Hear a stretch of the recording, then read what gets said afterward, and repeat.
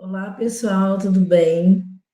Como vocês estão? Com vocês aqui, pelo concurseiro moçoroense, a professora Maria Elma, trabalhando os fundamentos teóricos da educação nesse retão final, nesse aulão de véspera, para o concurso de professor do Estado da Paraíba. Então, é um momento decisivo, mas é um momento também de coroamento, de consolidação e de uma revisão geral sobre os conteúdos que nós discutimos na disciplina Fundamentos Teóricos da Educação. Venham comigo revisar o nosso conteúdo.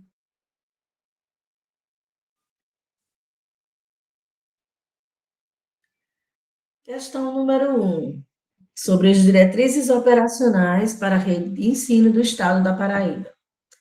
Conforme as diretrizes operacionais para a rede de ensino do Estado da Paraíba, tem como objetivo promover o desenvolvimento do ensino e da aprendizagem para elevar os índices de desempenho da educação no Estado. Assim sendo, definiu premissas estratégicas. 1. Formação contínua e valorização dos profissionais. 2. Educação que transforma. Autonomia, solidariedade e competências. 3. Inovação e consumo. 4. Inclusão como princípio. E 5. Foco nos resultados do IDEB. Marque a alternativa correta. Alternativa A, assertivas 1 e 2. B, 2 e 3. C, 1, 2 e 3. E letra D, 1, 2 e 4. Então, vamos revisar o nosso conteúdo sobre as diretrizes operacionais para a rede do Estado da Paraíba 2025. Quais dessas alternativas estão fielmente descrevendo as premissas estratégicas do documento? Vamos lá, um tempinho para a gente pensar, né? E marcar corretamente. Lembrando que esse documento, né, é um documento que ele dá aquela aplicabilidade, né? O nome já diz, diretrizes operacionais para todas as escolas da rede do Estado da Paraíba. Então, vamos lá. Pensando, respondendo, analisando, né? Sobre a alternativa correta. Gente, 1. Formação contínua e valorização dos profissionais. Ok, né? É uma das premissas estratégicas. As premissas estratégicas estão relacionadas ao como atingir os objetivos que estão traçados, né? No plano de metas, no documento, né? Das diretrizes operacionais. Ok, para número 1. 2. Educação que transforma. Autonomia, solidariedade e competências. É uma premissa estratégica? Sim, né? Essa premissa está balizando, fundamentando as práticas das escolas. 3. Inovação e consumo. Não, né, pessoal? Educação e consumo não é uma premissa estratégica do documento, e sim educação e sustentabilidade. Na 4, inclusão como princípio. É uma das 7 premissas estratégicas previstas no documento. E, por fim, foco nos resultados do IDEB. O que é que vocês me dizem? É uma premissa estratégica? Não, pessoal. É foco nos resultados efetivos, né? Então, sendo assim, a alternativa correta, né, é a letra D. Uma vez que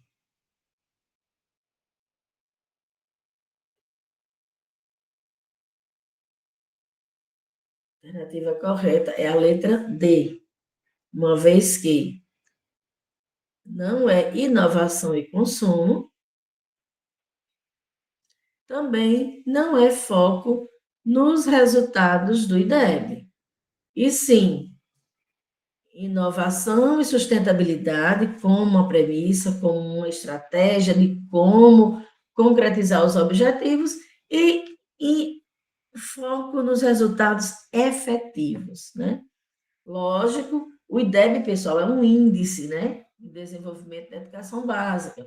Está atrelado aos resultados de aprovação, reprovação e das provas do SAEB. Só que não são os únicos indicadores de que está ocorrendo educação de qualidade, né? E sim os resultados efetivos de desenvolvimento, né, da aprendizagem, das habilidades, das competências, tanto as gerais quanto as específicas, previstas no seu documento, que também está à luz da BNCC. Então, questão 1, resolvida. Questão 2. Considerando que consta no documento diretrizes operacionais para a rede de ensino do Estado da Paraíba, quanto à organização curricular do ensino fundamental, marque a alternativa incorreta. Letra A.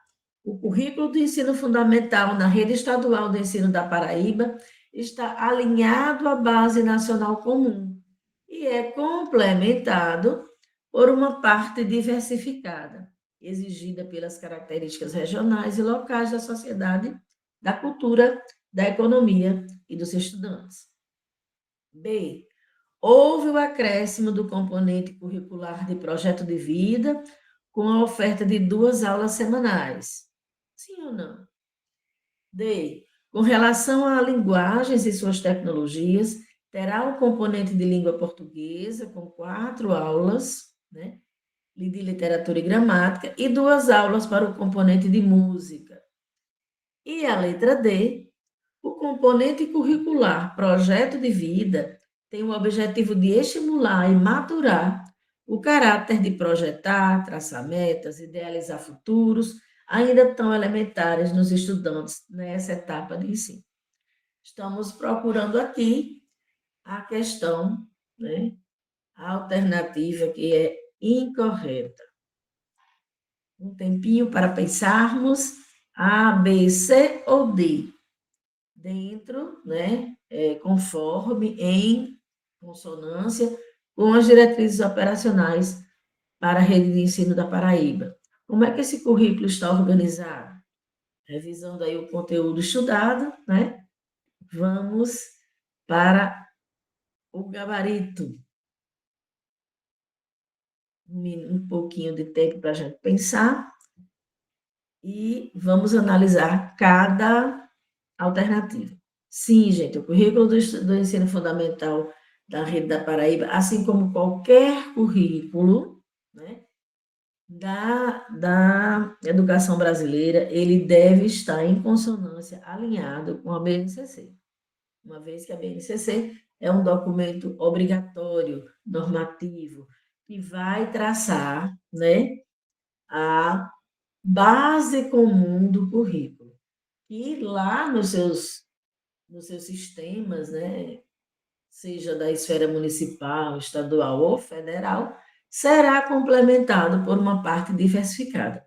Lembrando, a BNCC não é currículo, ela é o documento que orienta a parte comum do currículo e deve ser complementado por uma parte diversificada que vai atender às questões locais, às especificidades regionais.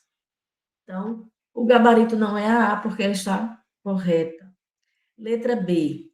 Houve o acréscimo lá na estrutura curricular da Paraíba, do componente projeto de vida, com oferta de 2 aulas semanais já no ensino fundamental? Sim, pessoal, houve, né? Está correto. C.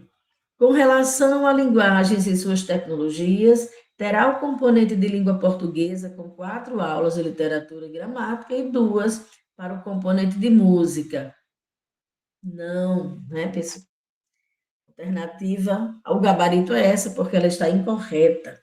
As 2 aulas que foram, né, modificadas aí das 6 aulas da língua portuguesa são para produção textual.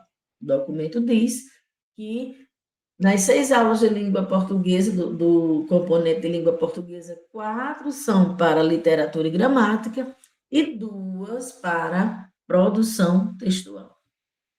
A D também está correta, e o componente curricular projeto de vida vai estimular, vai maturar para que o estudante trace metas, idealize, pense, se projete para o futuro, já nessa etapa de ensino, que é a etapa do ensino fundamental. Então, é uma especificidade lá do estado da Paraíba, né?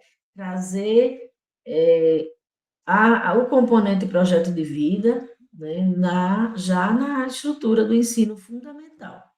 Na maioria dos casos, isso acontece no ensino médio. Vamos, então, para a questão número 3. Pronto, aqui a gente, né, já trouxe qual é a proposição correta. Ao invés de ser o componente de música, né, será produção textual. Vamos para a questão 4.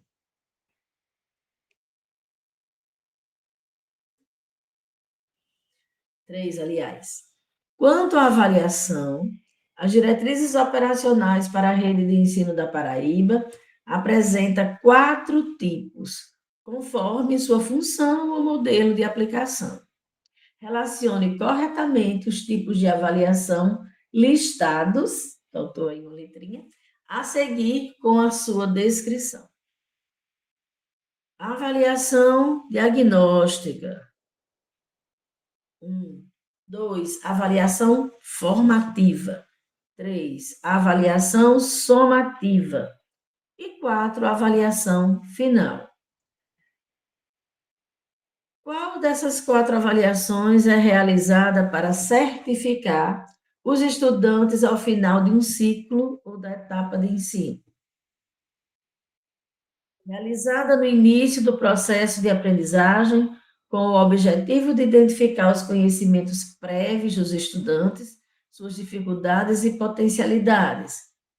Aí vamos ver se é avaliação diagnóstica, formativa, somativa ou final, de acordo com o documento.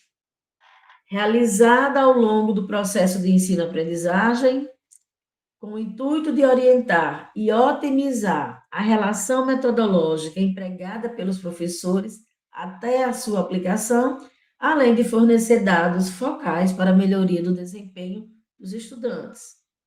Mais uma vez, vamos verificar qual corresponde a essa definição.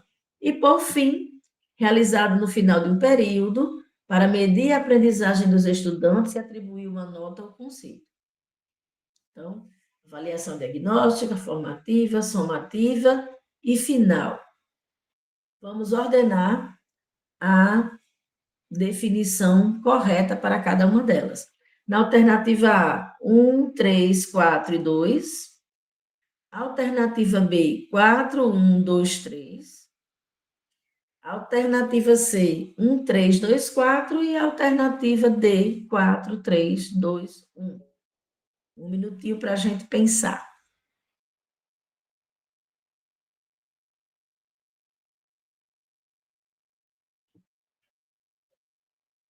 Uma boa questão, né, pessoal?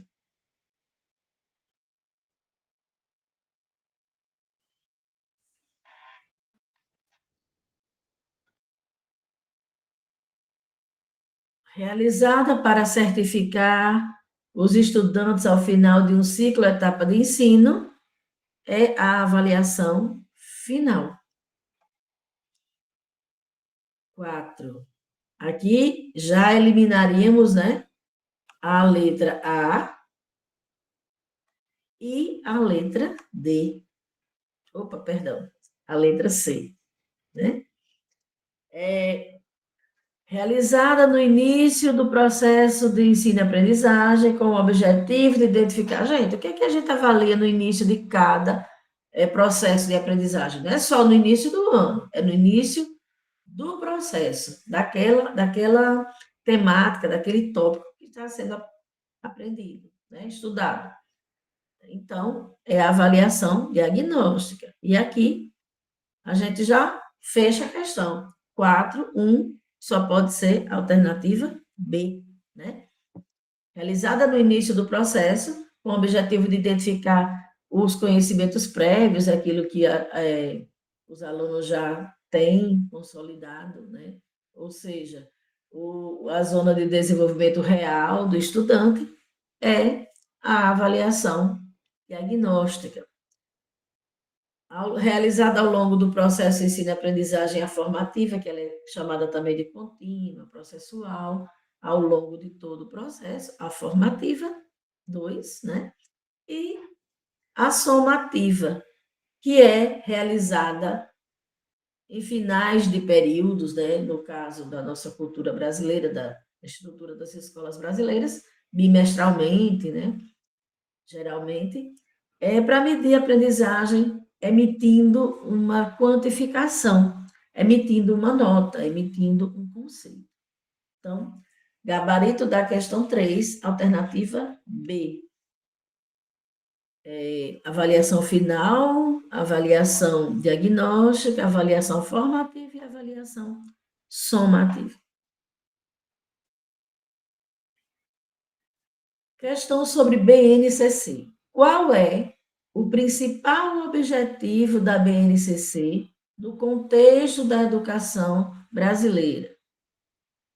Alternativa A, garantir uma educação de qualidade, com conteúdos e aprendizagens essenciais, promovendo equidade no acesso à educação em todas as regiões do Brasil. B, estabelecer um currículo único para todas as escolas privadas do Brasil. C, determinar exclusivamente as metodologias de ensino a serem adotadas nas escolas. E D, organizar o currículo apenas para o ensino superior. Uma questão fácil, né, sobre BNCC, que vai nos trazer, né, essa dimensão da importância desse documento. Mais uma vez, um minutinho para a gente pensar e eleger qual é o gabarito da questão 4. Base Nacional Comum Curricular. Pensando, vamos pensar, rememorar, né, os conteúdos estudados.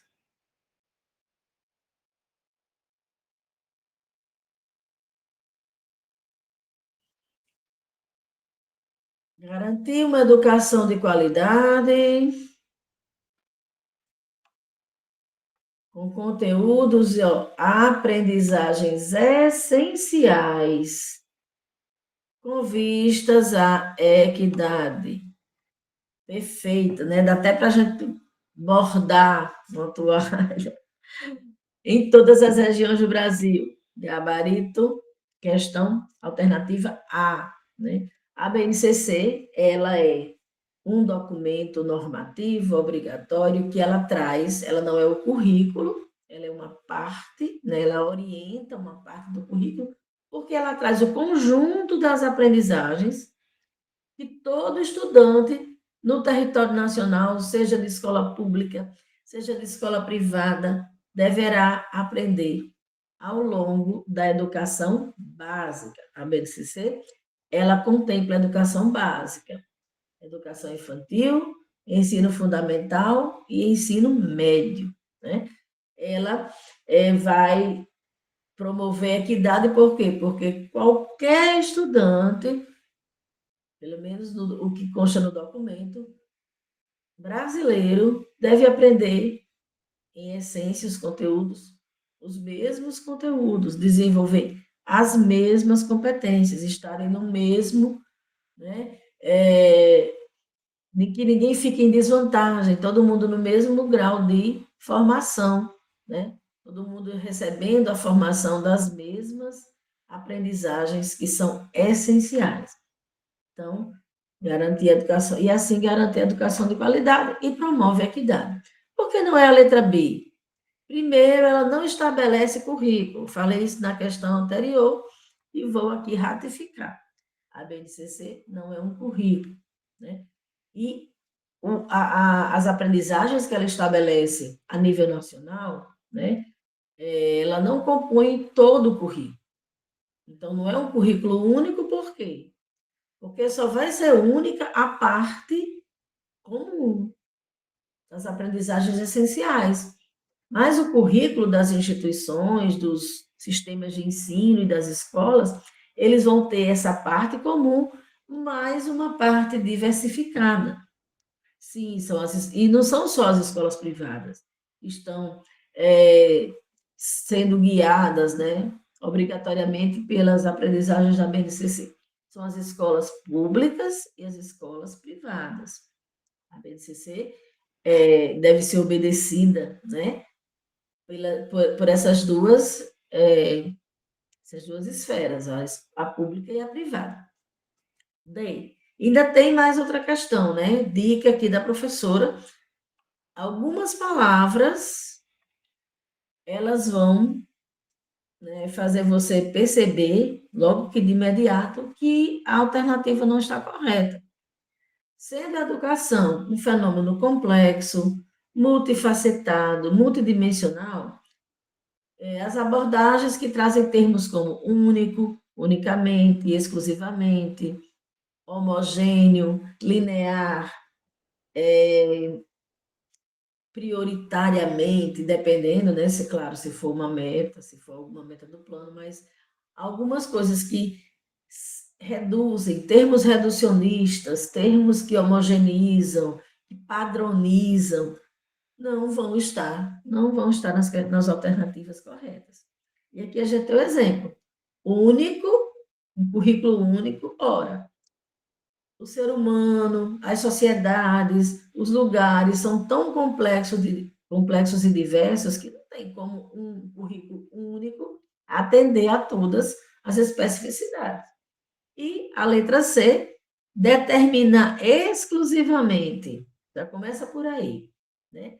Algo exclusivo, algo muito restrito, muito amarrado, também não vai estar de acordo com a educação, que é um fenômeno, como eu já falei, complexo. E tem mais, a BNCC, por que ela também não é definida como currículo? Porque ela só traz o conjunto das aprendizagens, ela não dá sugestão didática, ela não dá encaminhamentos e também não dá, né, as metodologias que devem ser adotadas. Ela pode até dizer como deve, ela pode dizer, até dizer não, ela diz, né? Como perceber, como encarar, mas não dá dicas de como fazer. Quem vai fazer isso é o currículo e não a BNCC. E, obviamente, se ela é um documento voltado para a educação básica, não vai atender o superior, principalmente aqui quando diz apenas o superior, né? Não, a BNCC é um documento que vai trazer, né, o conjunto das aprendizagens para as etapas de educação básica, educação infantil, ensino fundamental e ensino médio. A resolução do Conselho Nacional de Educação. Vou fechar um pouquinho aqui. Resolução número 2. Institui e orienta a implantação da Base Nacional Comum Curricular a ser respeitada obrigatoriamente ao longo das etapas e respectivas modalidades no âmbito da educação básica. De acordo com o artigo 4º, a BNCC se fundamenta-se, em competências gerais, expressão dos direitos e objetivos de aprendizagem e desenvolvimento a serem desenvolvidas pelos estudantes. Considere as competências. 1.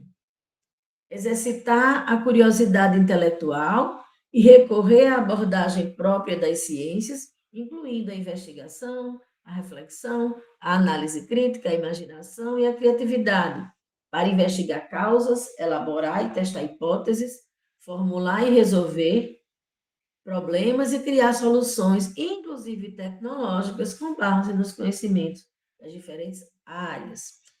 Seria essa uma competência? É uma competência que está descrita corretamente na BNCC? 2. Utilizar diferentes linguagens: verbal, oral, visual, motora, como Libras e escrita, corporal, visual, sonora e digital, bem como conhecimentos das linguagens artística, matemática e científica, para se expressar e partilhar informações, experiências e ideias e sentimentos em diferentes contextos e produzir sentidos que levem a um entendimento mútuo. É uma competência descrita corretamente? Essa interlocução nós vamos fazendo conosco mesmo na hora da prova. 3. Valorizar a diversidade de saberes e vivências culturais e se apropriar de conhecimentos e experiências que possibilitem uma formação técnica para inserção imediata no mercado de trabalho, fazendo escolhas alinhadas ao exercício da cidadania e ao seu projeto de vida, com independência, liberdade, autonomia, consciência crítica e responsabilidade. 4. Desenvolver o senso estético para reconhecer, valorizar e fruir as diversas obras-primas historicamente construídas pela humanidade para superar o gosto por produtos da cultura de massa e pelo folclore local e para participar de práticas diversificadas da produção artístico-cultural e de qualidade. De acordo com a resolução, a BNCC fundamenta-se nas seguintes competências gerais a serem desenvolvidas pelos estudantes. Quais delas? A1 e A3, A2 e A4, A1 e A2 ou A2 e A4? Então, vamos analisar que a BNCC traz 10 competências gerais básicas, né, que estão abrangendo todo o ensino fundamental nas 3 etapas, começam a ser desenvolvidas na educação infantil, né, e vão até o ensino médio. Então, quais dessas competências, vamos pensar aí um pouquinho, vamos rabiscando, anotando, né, percebendo cada detalhe. Eu falo muito para os meus alunos, para vocês, né, que briguem com cada palavra, porque a leitura criteriosa da questão, de cada proposição, do conceito ou do termo, né, da assertiva que a gente está analisando. Então, vamos lá. Gente, exercitar a curiosidade intelectual e recorrer à abordagem própria das ciências, incluindo a investigação, a reflexão, a análise crítica, imaginação, criatividade, investigando causas, elaborando hipóteses, isso né, está relacionado à competência 2. A BNCC tem 10 competências e a competência 2 ela vai falar vai tratar sobre o pensamento científico, que é para desenvolver, né, o currículo das escolas deve desenvolver o pensamento científico no estudante. E aqui, gente, está descrito corretamente, né? Exercitar a curiosidade intelectual desde cedo, fazendo aí todos esses procedimentos, refletir, analisar, imaginar, criar na formação do processo de desenvolvimento do estudante. Perfeito. Então, aqui, se a 1 está certa, a gente descarta já, né? A alternativa B, a gente já descarta, e já descarta também a alternativa D. Ficamos aqui entre a A e a C. Vamos para 2. Utilizar diferentes linguagens, verbal, oral, motora, corporal, visual, sonora, digital, né? Já lemos todas elas. Conhecimento da linguagem artística, matemática, ou seja, o uso das diferentes linguagens para partilhar informações, experiências, ideias, sentimentos. Ok, corretíssimo, né? Está relacionada à competência 4, comunicação. Tiver se comunicar de diferentes formas, utilizando diferentes linguagens. Então, Se a 2 está correta, né, descartamos a alternativa A e ficamos com a alternativa C, né? Agora vamos analisar por que a assertiva 3 está errada. Valorizar a diversidade de saberes e vivências culturais. Aqui queria falar sobre a competência 3, que é repertório cultural, né? Mas veja bem, se apropriar de conhecimentos e experiências que possibilitam a formação técnica, né?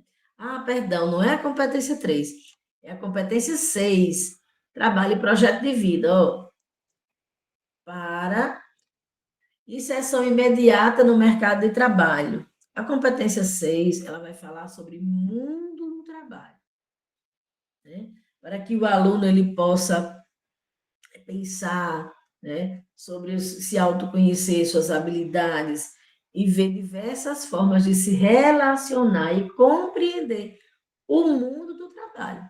E não vai valorizar a diversidade de saberes, vivências culturais, se apropriar das experiências, mas para compreender o mundo do trabalho e não para a inserção imediata no mercado. Geralmente, pessoal, quando os documentos, os autores, né, vão falar sobre trabalho, né, nas questões lá do concurso, eles vão falar do trabalho numa perspectiva ontológica, uma perspectiva mais ampla e não só mercadológica de lucro, né? A questão mercadológica vai estar presente no mundo do trabalho, ela é uma parte do mundo do trabalho, mas o trabalho não se resume a mercado. O trabalho se resume não, né? Compreende como um todo no seu e você depender, né, despender sua energia, empreender sua energia para gerar, né, meios de sua sobrevivência, de sua autorrealização, da contribuição com o coletivo, com a sociedade, e não somente essa visão mercadológica. Então, aqui, né, tá errado, né, que está tratando da competência 6, que é trabalho e projeto de vida, mas não está tratando adequadamente.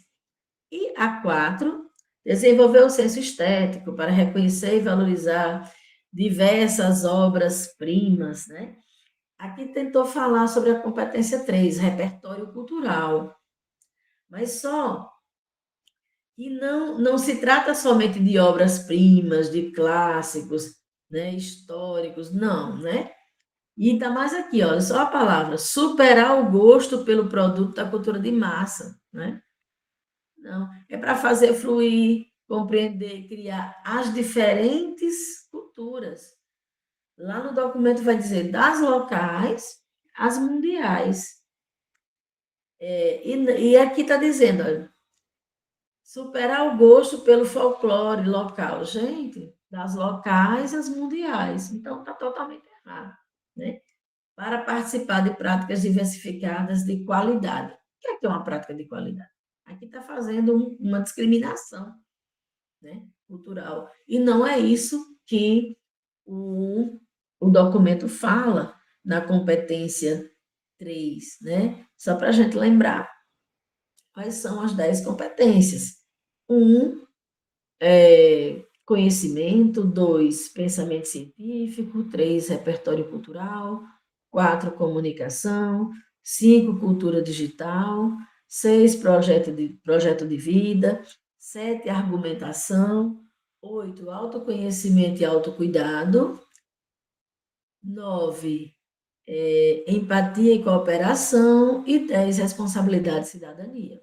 São as 10 competências gerais básicas, claro, elas vêm com a sua descrição, como está aqui, né? Pelo menos nessas duas primeiras, corretamente, e elas estão fundamentando toda a formação da educação básica do estudante brasileiro. Lembrando que vão ter também as competências específicas de cada área e também as competências específicas de cada documento. Vale a gente dar uma olhada, né? De cada documento, não, de cada componente.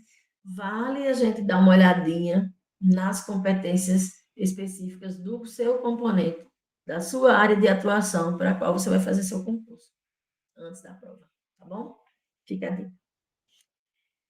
6. Em relação aos princípios filosóficos que norteiam a educação brasileira, pelos quais o ensino deve ser ministrado, analise se as afirmativas a seguir estão certas ou erradas e assinale a sequência correspondente. Então, estamos falando aqui, lá na minha prova eu vou pensar qual é o conteúdo da questão. Princípios filosóficos da educação brasileira. E qual é o comando? Identificar as certas e as erradas. Individualismo de ideias e conservação de concepções pedagógicas. Certo ou errado? 2, né? Igualdade de condições para o acesso e permanência na escola. Respeito e liberdade, a liberdade e apreço à tolerância. E 4, liberdade de aprender, ensinar, pesquisar e divulgar o pensamento. 1 minuto para a gente responder.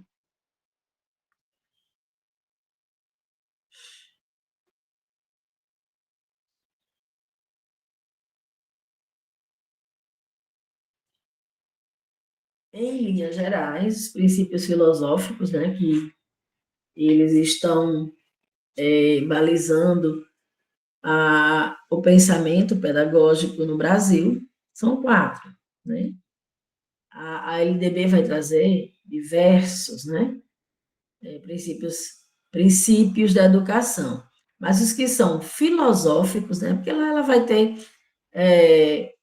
alguns princípios que são mais de ordem prática, né, de ordem operacional, mas os princípios filosóficos principais que regem a educação brasileira são 4. Vamos aqui. Individualismo de ideia, gente. Olha só, individualismo. Não, né? E conservação. São 2 termos também que não vão combinar, né? Não vão estar de acordo, em consonância, né, com o fenômeno da educação, que é tão diversificado e complexo. Então, aqui, a proposição correta seria pluralismo de ideias e de concepções pedagógicas. Então, a primeira está errada. Se a primeira está errada, eu já elimino as opções A e B, porque a primeira questão está errada, e aqui na A e B está dizendo que está certo. Vamos para a segunda. Igualdade de condições para o acesso e a permanência na escola. Com certeza, é um princípio filosófico básico e até universal, né? Então, permanece C e D, porque a segunda está certa. Respeito à liberdade e apreço à tolerância. Está certa. Então, já matamos aí. Né? Já salvamos, né? Eu não gosto de matar, eu gosto de salvar. Aí, a alternativa correta, que é a letra D. É C, C, C. A primeira é errada e as demais alternativas corretas quanto aos princípios filosóficos, né, intrínsecos que regem o debate, né, a organização e o pensamento pedagógico atual no Brasil. Questão número 7. Tendências pedagógicas. Considerando as tendências pedagógicas liberais na prática escolar, relacione as colunas e assinale a sequência correspondente. Então, temos aqui 3 tendências liberais: tradicional, escola nova e tecnicista.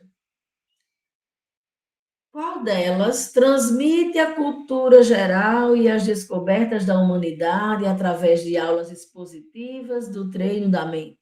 O professor exerce relação de autoridade sobre os alunos. Tradicional, escola nova, tecnicista. Educação centrada no aluno. A ideia é que o aluno aprende melhor o que faz por si próprio. Qual das três? O professor é um administrador e executor do planejamento, por meio de uma sequência de ações e procedimentos para se atingir os objetivos. E, por fim, o professor incentiva, orienta e organiza situações de aprendizagem, adequando-as às capacidades das características individuais dos alunos.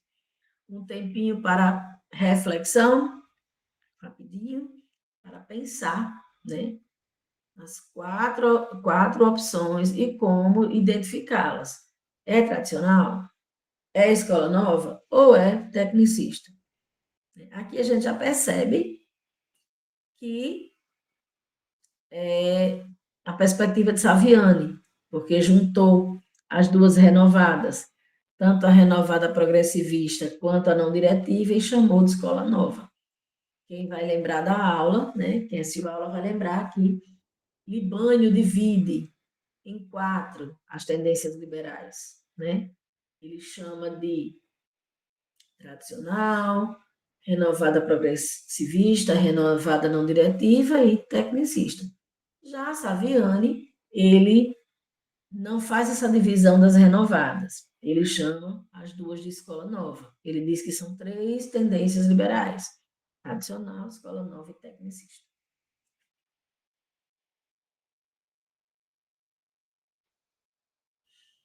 Uma pequena pausa e vamos lá. Transmite. Olha a palavra aqui, transmite a cultura. Qual é a tendência pedagógica que tem como metodologia a transmissão de conhecimentos? Né? A tradicional. Então, aqui seria a tendência número 1. E aí? Ficamos entre a A e a C, porque a 1, né, quem transmite é a tradicional. Então, eliminamos a alternativa B e a alternativa D.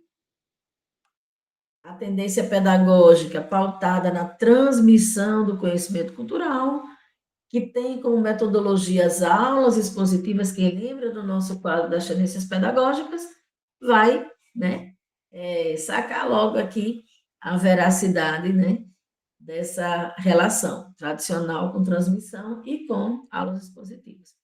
Vamos para 2. Educação centrada no aluno. O aluno é o centro do processo. Ele tem autonomia, ele é ativo, ele faz por si só. É a escola nova, né? A 2. Então, eliminamos agora, né, a letra C. A letra C aqui está dizendo que educação centrada no aluno é a tecnicista. Errado. Educação centrada no aluno é a educação da escola nova. Se for na ótica de Saviani, na de Libânio é chamada de renovada progressivista. Então, tá tudo correto. Aqui é a 3, professor como administrador do conhecimento, que segue uma sequência, que é aquela coisa mais automatizada, é a tecnicista. E o professor que incentiva, orienta, organiza, com certeza, é com o aluno no centro do processo, a escola nova. 1, 2, 3, 2. Seguindo, questão 8. A educação é compreendida por diferentes abordagens teóricas que a relacionam com contextos sociais diversos. Analise a alternativa que expressa corretamente a relação entre educação e cidadania numa perspectiva sociopolítica crítica. A educação deve manter-se neutra quanto às questões sociais para preservar a ordem institucional. 2. A educação forma o cidadão crítico ao fomentar o pensamento reflexivo e a participação social. 3. A cidadania é construída exclusivamente pelo acesso aos conteúdos científicos. E D, a função da escola limita-se à transmissão dos valores familiares sem interferência externa. Dentro do que o edital pede, né, sobre a questão dos princípios filosóficos e naquelas concepções, a perspectiva que é mais defendida, está mais presente nos documentos normativos e nos debates educacionais atuais é a histórico-crítica, né? Sociopolítica crítica. E aí, ela está relacionada corretamente a qual dessas definições? Uma questão relativamente fácil, né? Mas que eu trouxe aqui para a gente relembrar que esse viés que vai estar demandando aí nas questões, né? Definindo a função social da escola.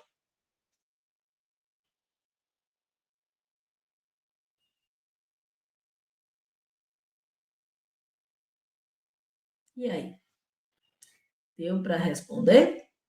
Vamos lá. A educação deve manter-se neutra. A neutralidade não é uma alternativa, não é uma possibilidade, não é uma compreensão sociopolítica crítica. Então, errado, né? B, a educação forma o cidadão crítico. Gente, já traz no corpo da alternativa já a resposta, né? Assim, mais clara, né? Crítico, cidadão crítico, sim, alternativa correta, letra B. A perspectiva sociopolítica crítica é formar o cidadão crítico, reflexivo e participativo. A C tem aquela palavra que a gente falou, que não está geralmente nas corretas, exclusivamente, apenas, unicamente, né? Padronizar, linear, homogênea. Todas essas palavras, elas tendem a estar nas alternativas erradas. E, por fim, né, a função da escola já limita-se, já é uma palavra também restritiva, e a transmissão. Aqui, gente, é tradicional, né? E a função social da escola defendida hoje pelos documentos e pelos principais autores, e que está sendo solicitada aqui, é a sociopolítica crítica. Vamos para a questão 9. A história da educação no Brasil é marcada por diferentes concepções pedagógicas, que, em cada contexto histórico, expressam os interesses sociais, políticos e econômicos predominantes. Entre as concepções, destaca-se a pedagogia tradicional, a pedagogia tecnicista e a pedagogia progressista, em suas vertentes libertadora, libertária e crítico-social dos conteúdos. E as abordagens contemporâneas baseadas na inclusão e na diversidade. Considerando o desenvolvimento histórico das concepções pedagógicas no Brasil, assinale a alternativa que apresenta corretamente uma característica distintiva da pedagogia crítico-social dos conteúdos, conforme difundida a partir da década de 80. Então, a gente já vê aqui que quando o termo é crítico social dos conteúdos, estamos falando de Libânio, do autor, né, do teórico Libânio. Na mesma perspectiva, no mesmo entendimento, quando fala da histórico-crítica, estamos falando de Saviano. Mas os dois pensamentos estão alinhados, estão, né, em consonância. Vamos lá. Na crítico-social, A, ênfase na transmissão sistemática de conteúdos, com foco em competências técnicas, desconsiderando a realidade social do aluno. B, prioriza o ensino centrado na aprendizagem, centrado no professor, com valorização da disciplina e da memorização como elementos-chave da aprendizagem. C, valoriza a mediação do professor na articulação entre os conteúdos escolares e a realidade social, visando a formação crítica do aluno. E D, defende uma aprendizagem espontânea e centrada no interesse do aluno, com rejeição à organização curricular e aos conteúdos escolares. O texto e o comando da questão são grandes e isso pode desanimar um pouco, às vezes, o candidato, mas pense, né? Uma questão super fácil. Então, outra dica, uma dica mais atitudinal. Não desanime quando vem uma questão longa, um texto longo. Não desanime. Geralmente é uma questão fácil de ser respondida. Mais um tempinho.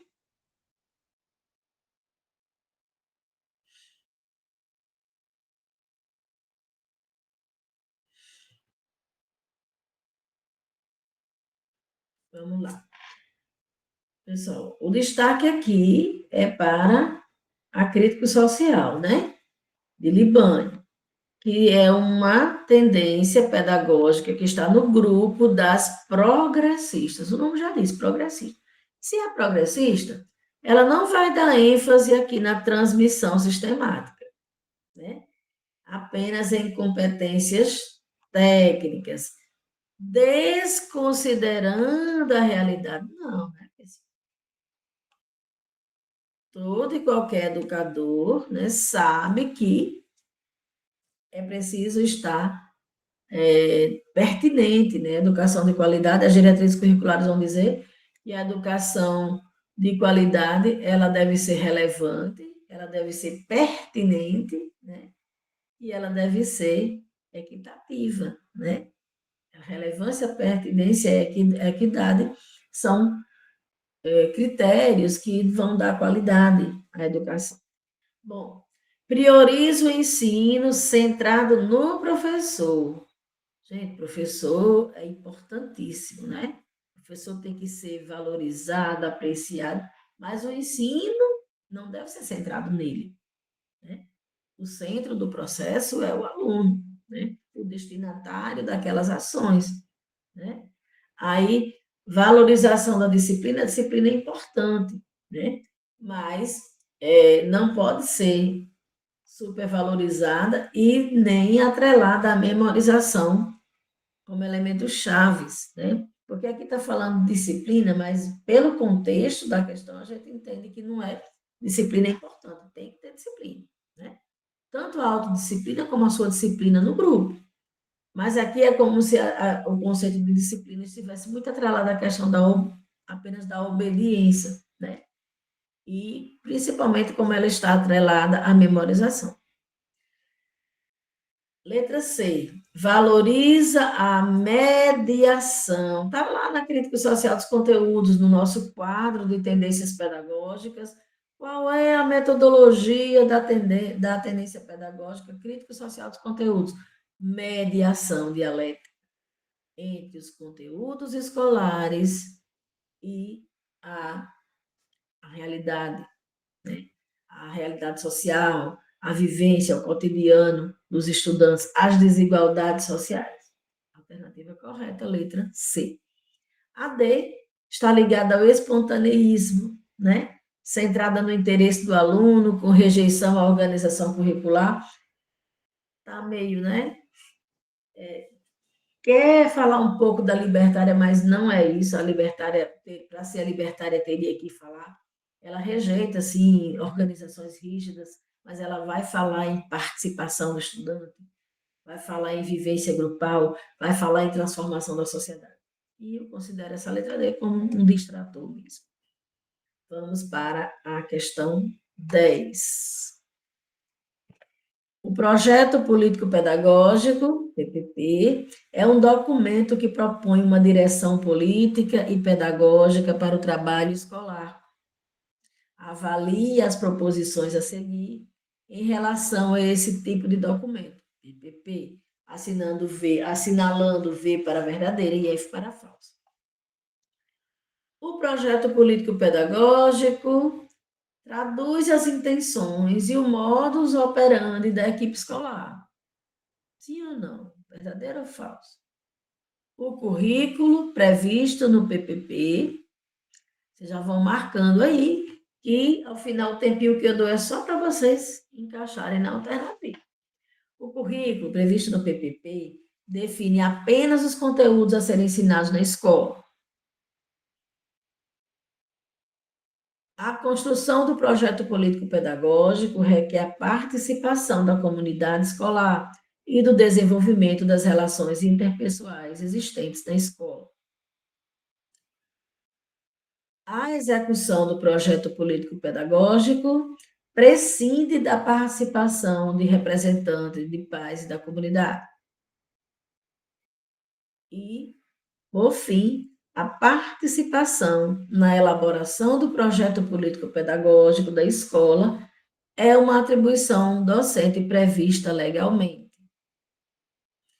A sequência correta do preenchimento dos parênteses é: A, primeira e última falsas.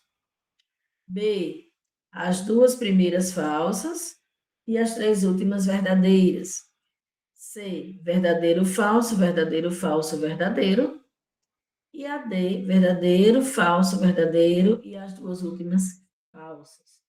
Também, de acordo com os nossos estudos sobre projeto político-pedagógico, que é um documento que dá a identidade da instituição, ele deve ser participativo, ele deve ser descentralizado, deve conter três partes, né, pessoal?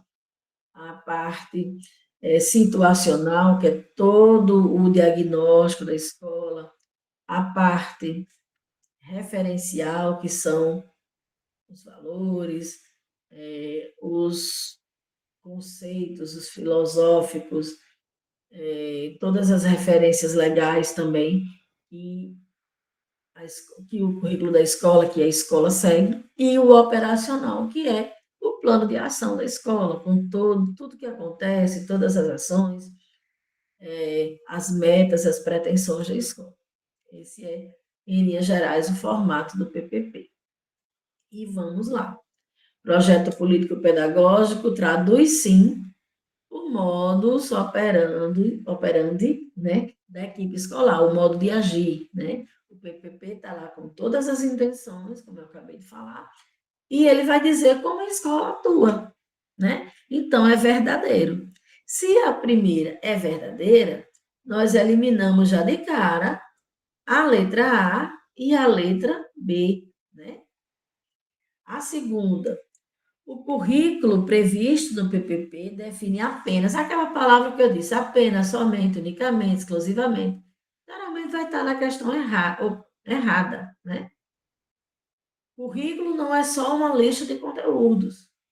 Currículo é o conjunto de todas as ações e aprendizagens, né, que existe na escola. Tanto é que existem os três tipos de currículo: o formal, o real e o oculto, né? Então, dizer que currículo se resume apenas a uma lista de conteúdos, né? Porque o currículo também faz parte do PPP, né? Então, aqui é falso. Então, permanecemos ainda com as duas, né, alternativas. A construção do PPP requer participação, com certeza, né? De toda a comunidade escolar, né, nos diversos momentos de construção, monitoramento, avaliação e execução, né, do PPP. Verdadeiro, continuamos com as duas opções, né? A terceira aqui já está dizendo que é falsa, né? As duas opções. Mas vamos lá. A execução do PPP prescinde, ou seja, dispensa a participação dos pais e da comunidade? É lógico que não. A execução do PPP, execução, né? Ela necessita da participação de pais, representantes da comunidade, toda a equipe escolar. Então, falso. Continuamos ainda com essa questão é bem elaborada, porque aí ela vai, né, deixar até o finalzinho você testando seus conhecimentos. Por fim, a participação na elaboração do PPP é uma atribuição docente, o professor tem que participar, está previsto legalmente, ou seja, é obrigatório, está na lei que o professor tem que participar do PPP, aí o seu saber sobre isso, a sua certeza sobre isso é que vai definir se é a C, se é verdadeira ou se é falsa, né? Sim, pessoal, é definido na LDB as atribuições dos docentes, é participar da elaboração e da execução, claro, né? Sua prática pedagógica faz parte, né? Do projeto da escola. Então, sim, faz parte do PPP, e você tem sim que estar alinhado com isso, estar participando, imerso, né, nessa construção e nessa execução. Então, eita, estamos encaminhando aqui para o finalzinho, com a questão 11. O Conselho de Classe é um órgão colegiado central na estrutura escolar, exercendo um papel estratégico na avaliação do processo de ensino e aprendizagem e na formulação de diretrizes pedagógicas.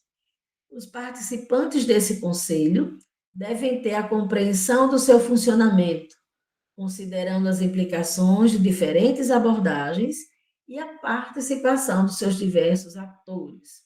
Nessa perspectiva, analise as asserções a seguir e as relações entre elas.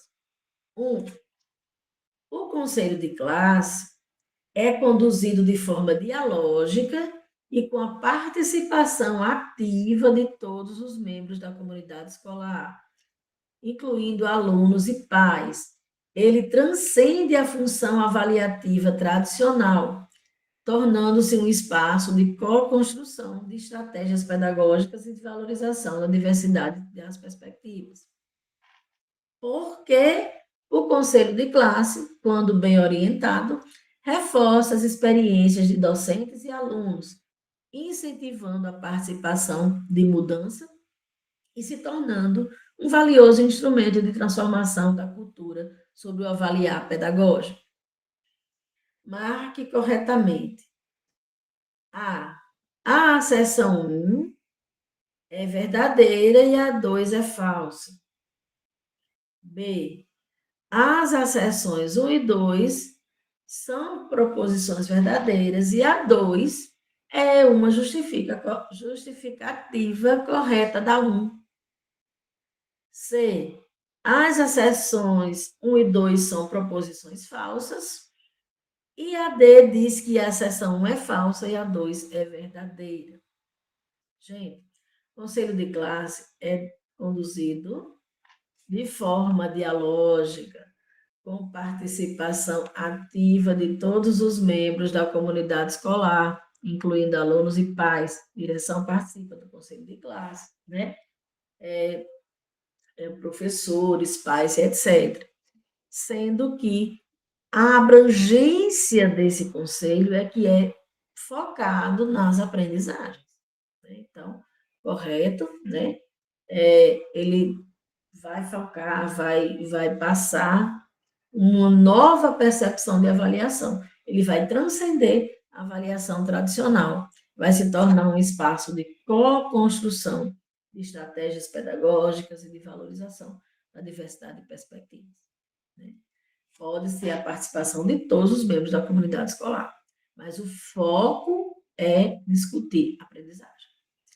Porque o conselho de classe, quando ele é bem orientado, ele vai, né, reforçar novas experiências. É o que Jussara Hoffmann, não está discutindo avaliação, chama de reciprocidade entre os atores da aprendizagem. Não é só o olhar do professor, esse vai passar, esse não vai, esse tem uma chance, esse não tem, mas é uma relação de reciprocidade. O professor dizendo, olha, você, né, está assim, assim, você não atingiu os objetivos, faltou isso, faltou aquilo. E o aluno também dizendo, olha, as aulas poderiam ser assim, não poderia. Então, é uma reciprocidade de intenções, né? E uma né, como eles chamam, construção de estratégias. E o conselho de classe é um instrumento, né, que vai mudar a cultura da avaliação nas escolas. Pelo menos ele pretende mudar essa cultura de avaliação nas escolas. Então, a alternativa correta, né, é a letra B. Elas estão corretas e a 2 justifica corretamente a 1. A Base Nacional comum curricular e os parâmetros curriculares nacionais são documentos criados em diferentes momentos faltou o E aqui, da educação brasileira, relacionados à construção dos currículos dos sistemas de ensino e das escolas. Considerando as suas especificidades, é incorreto afirmar: a. Os PCNs e a BNCC são documentos complementares que podem ser utilizados juntos para orientar a elaboração de currículos e práticas pedagógicas. Sim ou não? Letra B. A BNCC, Base Nacional Comum Curricular, é um documento obrigatório que estabelece os conhecimentos e habilidades conjuntos das aprendizagens essenciais que todos os alunos devem adquirir ao longo da educação básica.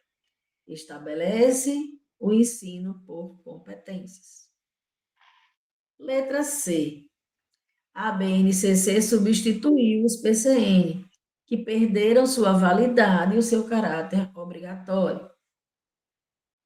E, por fim, a BNCC não substitui os PCN, nem esses perderam a validade, mas sim os integra e os complementa, fornecendo um quadro mais amplo de referência para a educação brasileira.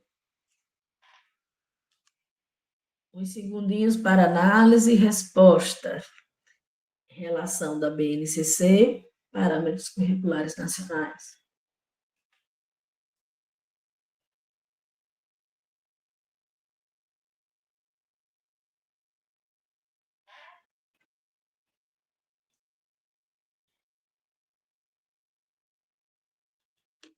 Lembrando, né, pessoal, que esses dois documentos, eles falam, né, eles são referências para a construção dos currículos. Um é o Parâmetro Curricular Nacional e o outro é a Base Nacional Comum, né, curricular. Bom, letra A. Os PCNs e a BNCC são complementares, sim, né? Um tem caráter normativo, é obrigatório, que é o caso aqui do PCN, né? Ele é obrigatório, ele é normativo, né? E eles podem ser utilizados juntos. Por quê? Porque o PCN, ele traz dicas, orientações, sugestões de atividades. A BNCC não, ela é a base, ele é o conjunto das aprendizagens essenciais. Então, não é o gabarito porque ela não está incorreta. Letra B. A BNCC é um documento obrigatório que estabelece os conhecimentos e habilidades conjunto das aprendizagens essenciais que todos os alunos devem aprender? Sim, todo o território nacional. E ela estabeleceu no Brasil o ensino por competências. Perfeito. Letra C. A BNCC substituiu os PCN? Não. O PCN continua sendo uma referência, né? Ela veio dar um outro enfoque, um enfoque legal, né? Obrigatório, listado, né, das aprendizagens. Então, a BNCC, os PCNs perderam a validade? Não. Ele não prescreve porque ele não é uma lei. Ele é uma referência de estudo, ele é um conjunto de referências, conceitos, sugestões, né? Proposições sobre a organização do currículo. Ele não perdeu a validade. E nem o seu caráter obrigatório, porque ele nunca foi obrigatório. Ele não pode perder o caráter obrigatório se ele nunca foi obrigatório. Então, é a letra C, a alternativa incorreta. A letra D está dizendo o contrário da C. A BNCC não substitui os PCNs não perderam a validade, PCN e BNCC se integram, né? E fornecem mais opções, um quadro mais amplo para referenciar a construção dos currículos na educação brasileira. Gente, encerrando aqui, né? Esse nosso momento de hoje é um momento de coroamento, né? Lembrando o que vocês já estudaram, hoje à noite, né, depois de assistir a aula, vão relaxar, né? Vão descansar um pouco o corpo e a mente. E eu queria brindar com vocês esse momento com uma glosa aqui de um cordel, né, que eu elaborei. Eu escrevi: está chegando o momento do que aprendeu a aplicar. Quero então te desejar que saia tudo a contento. Mantenha o discernimento, mostre do que é capaz, faça a sua prova em paz e disso nunca se esqueça. Só baixe a sua cabeça se for para estudar mais. Beijo, pessoal. Até a próxima. Um abraço, sucesso, boa prova. Tchau, tchau.